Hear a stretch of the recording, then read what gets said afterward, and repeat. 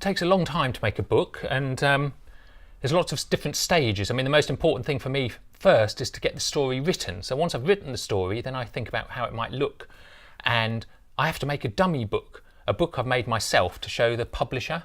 And this is a dummy book of my story, The Robot and the Bluebird, which I did a few years ago, and I made this as carefully as I could just to show the publisher what it might look like. Not all of it's coloured in, but the story's finished, and the pictures are as finished as I could do really in the time I had. They take a long time to do, but they can live for a long time after they've been done as well, so that's always exciting. Now, my book Grendel, which came out quite recently, is a story about a little monster, and I had to do the same thing with Grendel. I had to write the story, then do a dummy book, and then do the finished pictures. And Grendel starts, Grendel loved his mum, Grendel loved his dog, but most of all, Grendel loved chocolate. Now, all these stories are actually the same length. Picture books are almost always the same length. And if you laid them out flat, think of that, that's a double page spread. So think of that as a square, one square. So if I draw it out flat on here,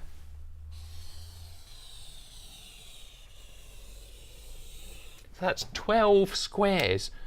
And 12 is a very interesting number. It's almost like a magic number when it comes to stories. It's almost the shortest story you can have and still feel like you've been on a journey.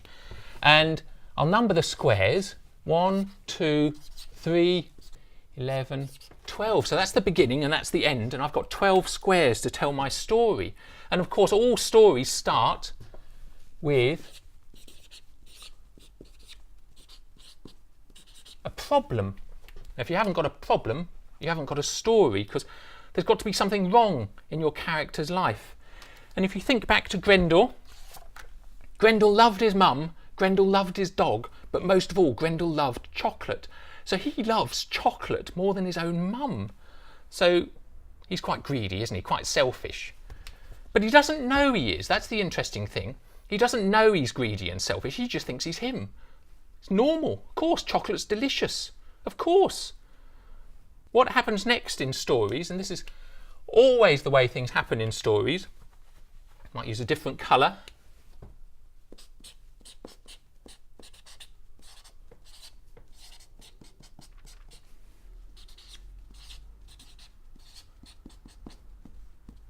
Things get worse. So you start off with a problem and things get worse.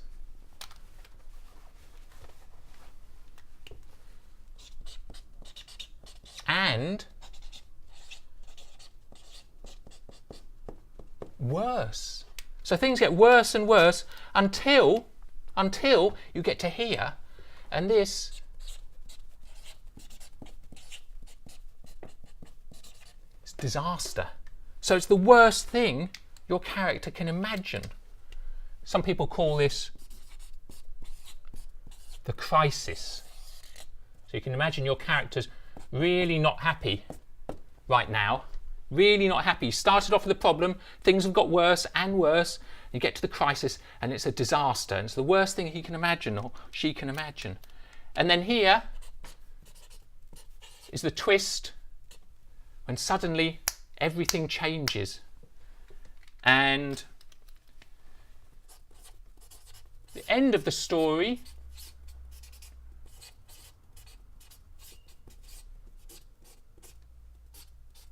the problem is solved, and it's either a happy ending or it's a sad ending, but the problem's solved.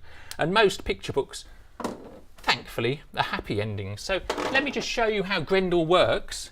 And we start off with Grendel loved his mum, Grendel loved his dog, most of all Grendel loved chocolate, and he's selfish and greedy at the start, but he doesn't know that. He doesn't really think, does he? He doesn't really think about whether he's doing the right thing. And Mum offers him a chocolate egg and he just snatches the chocolate egg and runs away. So he's been naughty, and then he just gobbles it down in his secret hiding place, and then he gets 3 wishes. And he doesn't believe in magic and he just wishes he had more chocolate. crash, it works. So he's suddenly got lots more chocolate, and you can see that things aren't getting worse exactly maybe from his point of view, but we can see that he's got problems and things are getting worse really. And then when he says, I wish the whole world was chocolate, well, he doesn't wish that, but then he wishes everything he touches turns to chocolate, then we can see he's really getting into trouble.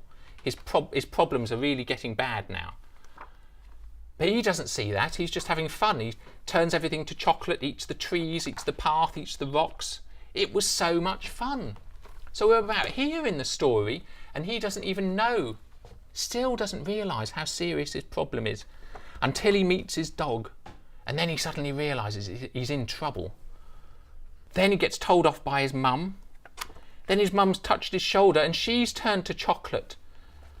So this is here in the story. Things have got worse and worse. Suddenly he realises his mum and his dog were his only family. He's all alone and he's got this stupid superpower. He doesn't want that superpower anymore. He's got a chocolate mum, he's got a chocolate dog, he's all alone. He can't stop turning things to chocolate, and now he says, I hate chocolate, I hate it, I hate it, I hate it. And that means the thing that he loved most of all here, by here, he hates.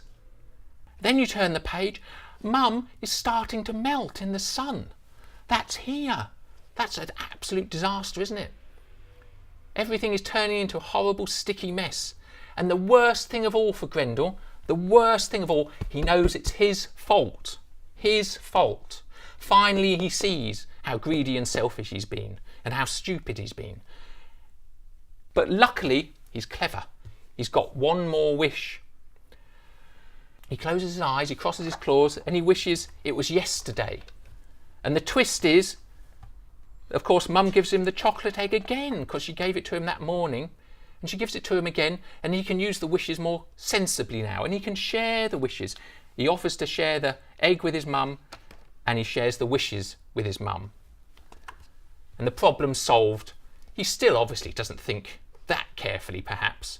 But the problem's solved because he has started to realise that he was very selfish and greedy and that he should think of others. Think of his mum, think of his dog. And you can see the dog's having an adventure and his mum's having an adventure on the last page. So to me, that's the really important thing about stories, is it's all about what happens in here, in your heart.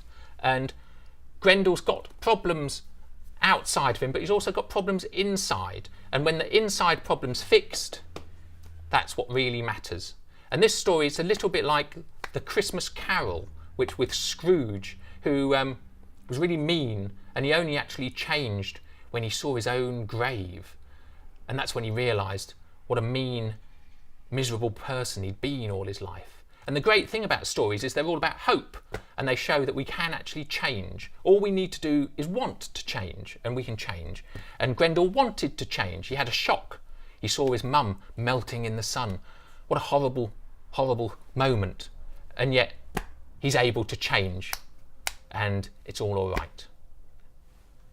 So I think stories give us hope that things can be okay, and things can be, well, we can learn things. So that's why I think they're so important.